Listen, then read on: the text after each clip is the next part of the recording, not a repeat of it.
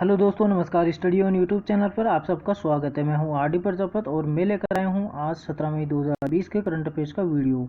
दोस्तों, आज का करंट अफेयर्स की पीडीएफ आप हमारे टेलीग्राम चैनल से डाउनलोड कर सकते हैं, जिसकी लिंक आपको वीडियो के डिस्क्रिप्शन में मिल जाएगी। दोस्तों, आज का मोटिवेशन कोट हमने रखा है कि इंतज़ार मत करो, जितना तुम सोचते हो ज़िंदगी उससे कहीं ज़्यादा तेज़ी से निकल रही है। जी हाँ दोस्तों, हम जितना सोचने में टाइम लगा देते हैं, एक हमारे पास अवसर आता है, हम दूसरे के लिए सोचते रहते हैं, तो उसमें टाइम वेस्ट मत करो। जो आपके पास अवसर है उसी में अपना हाथ आजमाओ, अपने कर्म को आजमाओ, आप अपनी मेहनत को आजमाओ, क्योंकि जो आपके पास अवसर है हो सकता है वो दोबारा ना आए। इसलिए जो ज़िंदगी तेज़ी से भाग रही हो तो वापस आने से रही, तो आप अपने उसी को लक्ष्य बनाइए जो आपके पास अवसर है, क्योंकि बार बार नए नए अवसर देखते रहते हैं अपन और पीछे कई अवसरों को छोड़ते आए हैं, तो ऐसा नहीं है। तो नए अवसरों को बार बार देखते रहने से कुछ नहीं होगा। जो अवसर प्रेजेंट में है उसको लो और उसके प्रति मेहनत करो और बस मेहनत करके सफल हो जाओ।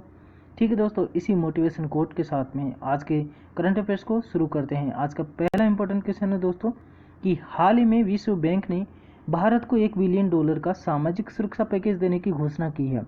विश्व बैंक का मुख्यालय कहाँ पर स्थित है? ऑप्शन है दोस्तों जेनेवा, न्यूयॉर्क, वाशिंगटन डीसी, इनमें से कोई नहीं। तो दोस्तों, हाल ही में जो ये विश्व बैंक ने $1 बिलियन का जो सामाजिक सुरक्षा पैकेज दिया है और ये विश्व बैंक की बात हो रही है, तो इसका मुख्यालय वाशिंगटन डीसी में है। और भी इसके डिटेल्स चेक कर लेंगे अपन, इसकी और भी डिटेल चेक करते हैं दोस्तों। वो डिटेल है कि इसका जो ये पैकेज तो इसने दे दिया है। मुख्यालय की बात करें तो वाशिंगटन डीसी में है और विश्व बैंक की स्थापना जुलाई 1945 में हुई और विश्व बैंक के अध्यक्ष डेविड मालपास है। ठीक है, हमारा नेक्स्ट क्वेश्चन है दोस्तों, हाल ही में रक्षा परीक्षण अधोसंरचना योजना की मंजूरी किसने दी है? तो ऑप्शन है अमित शाह है, नरेंद्र मोदी, राजनाथ सिंह, इनमें से कोई नहीं। तो दोस्तों, अभी हाल ही में राजनाथ सिंह जी ने रक्षा परीक्षण अधोसंरचना को मंजूरी दी है। इसके डिटेल्स चेक कर लेते हैं। केंद्रीय रक्षा मंत्री राजनाथ सिंह ने 15 मई 2020 को रक्षा परीक्षण अधोसंरचना योजना को मंजूरी प्रदान कर दी और इस योजना में लगभग 400 करोड़ रुपए खर्च किए जाएंगे। दोस्तों, ये जो योजना है इसमें रक्षा से रिलेटेड जो भी प्रोडक्ट्स हैं उनको शामिल किया जाता है, जैसे कि गोला बारूद, रडार, इलेक्ट्रॉनिक हथियार आदि। इनका परीक्षण करने के लिए ये अधोसंरचना योजना है, इसको मंजूरी दी गई है और इसमें रक्षा निर्यात के लक्ष्य को भी हासिल किया जाएगा और इसके लिए देश में 6 से 8 परीक्षण सुविधाएं स्थापित की जाएगी। ठीक है दोस्तों, हमारा अगला इंपॉर्टेंट क्वेश्चन है, तटरक्षक बल द्वारा गोवा में पहला तटरक्षक अपतटीय गश्ती पोस्ट कमीशन किया गया है, यानी स्थापित किया गया, उसका नाम क्या है? ऑप्शन है आईसीजीएस सचेत, आईसीजीएस सारथी, आईसीजीएस शौर्य, इनमें से कोई नहीं। तो दोस्तों, हाल ही में आईसीजीएस सचेत को कमीशन किया गया है, गोवा तट पर किया गया है और इसकी डिटेल्स और भी चेक कर लेते हैं। 15 मई को केंद्रीय रक्षा मंत्री राजनाथ सिंह ने वीडियो कॉन्फ्रेंसिंग के माध्यम से तटरक्षक पोत आईसीजीएस सचेत का जलावरण किया। साथ ही 2 अवरोधक नौकाओं C450 और C450 और C451, इन 2 जल अवरोधक नौकाओं का भी जलावरण किया गया। आईसीजीएस सचेत 5 अपतटीय गश्त पोतों की एक श्रृंखला में पहला पोत है और इसे गोवा शिपयार्ड लिमिटेड GSL द्वारा देश में ही डिजाइन और निर्मित किया गया है तथा इसे अत्याधुनिक नौवहन एवं संचार उपकरणों से सुसज्जित किया गया है। हमारा अगला इंपॉर्टेंट क्वेश्चन है दोस्तों, हाल ही में राष्ट्रपति रामनाथ कोविंद ने अपने वेतन का कितना प्रतिशत कोविड-19 महामारी के बीच सरकार के लिए 1 साल तक दान करेंगे? तो ऑप्शन है यहाँ पे 10%, 25%, 30%, 50%। तो दोस्तों, इसका 30% सही आंसर होगा और इसकी डिटेल्स चेक कर लेते हैं।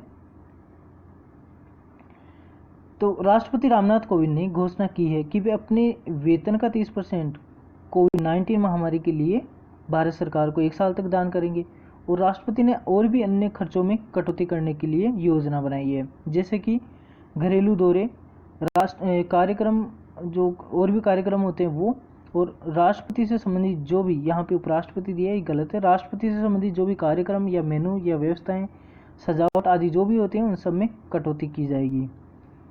और भारत के राष्ट्रपति के वेतन की बात करें तो इनके वेतन में सरकार किसी तरीके से इनके कार्यकाल के दौरान कमी नहीं कर सकती है, और ये अनुच्छेद 59 में लिखा हुआ है।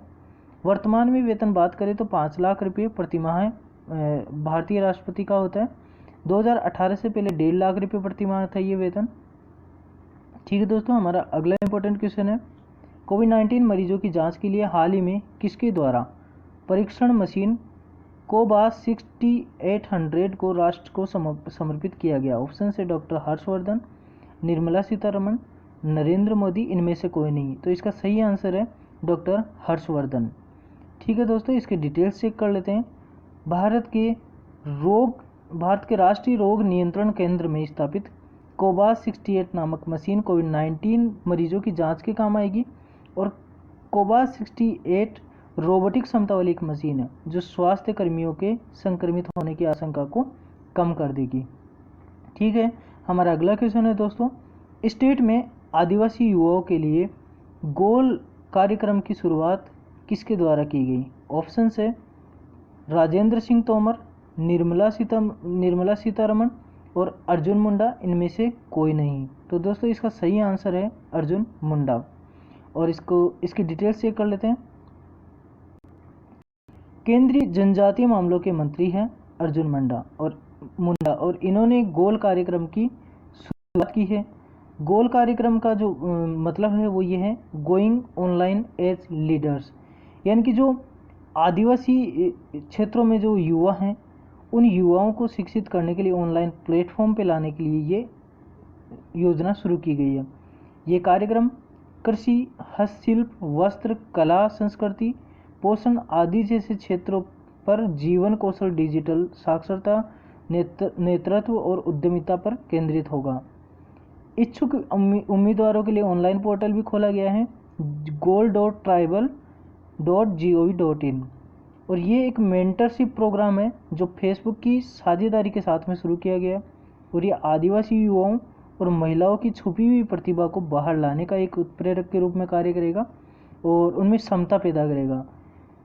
साथ ही उन्हें खाद्य प्रसंस्करण, बागवानी, मधुमक्खी पालन, औषधि, जड़ी बूटियों आदि में भी मेंटरशिप के तौर पर और उनका ज्ञान और कौशल प्राप्त करने में मदद करेगा।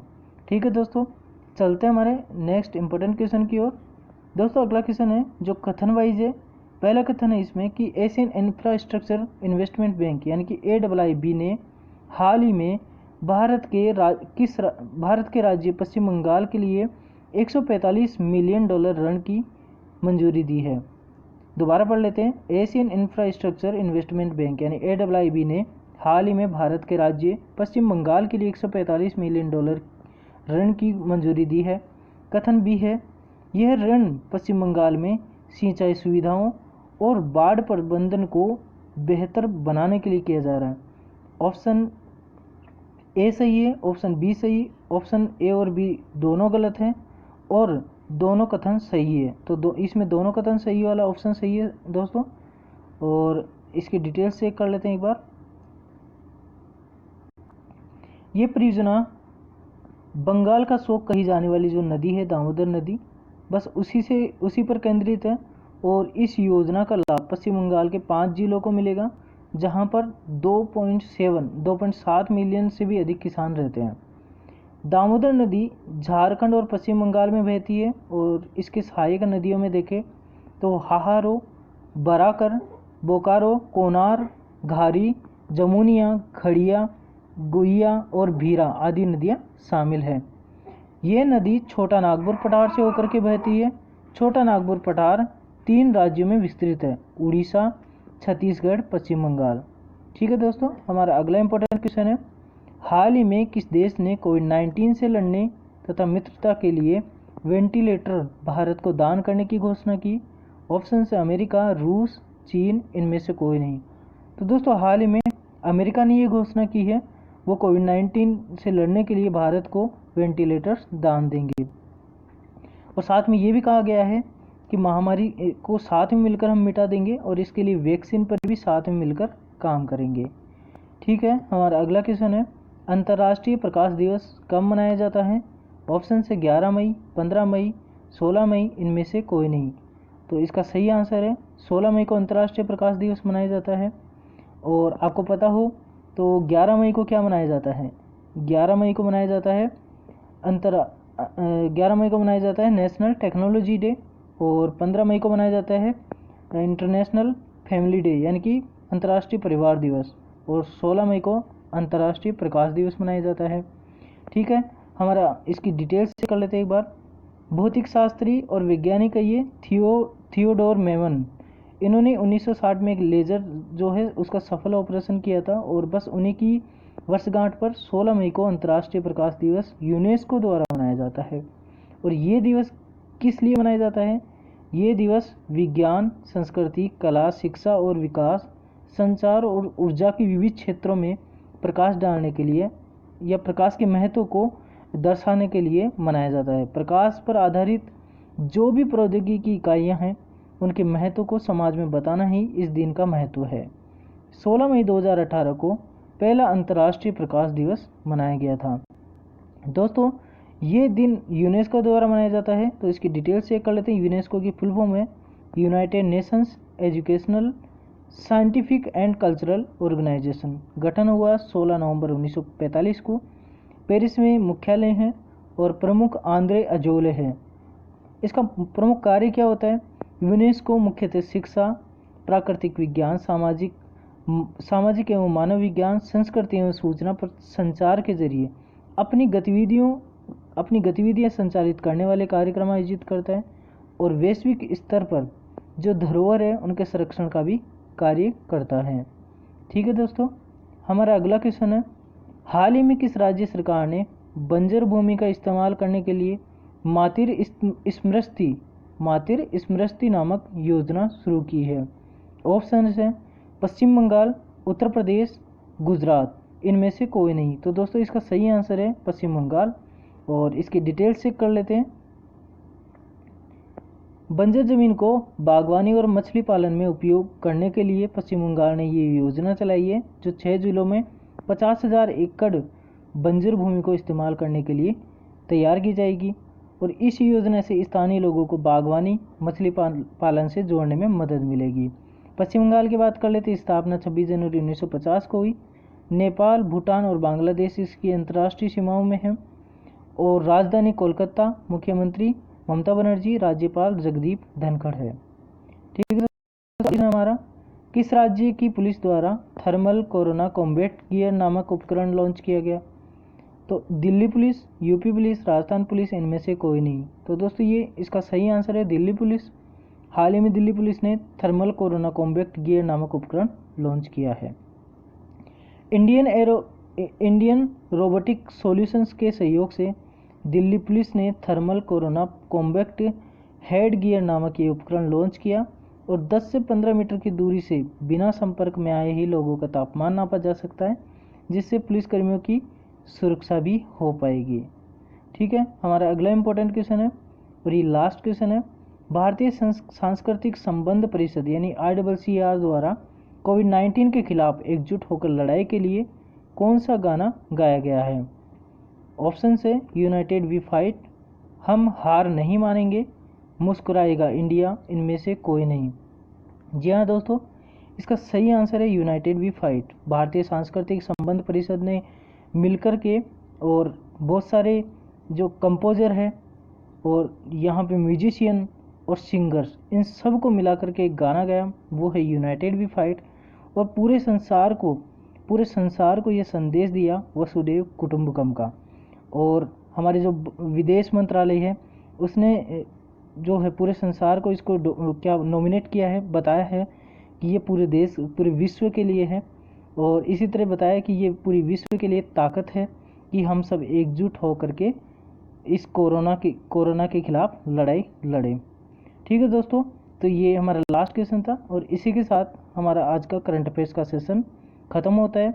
दोस्तों अगर आपको ये वीडियो पसंद आया है तो प्लीज़ लाइक करें और शेयर करें, चैनल को सब्सक्राइब करें। आप हमारे वीडियो को देखें, इसके लिए बहुत बहुत धन्यवाद। Thank you so much.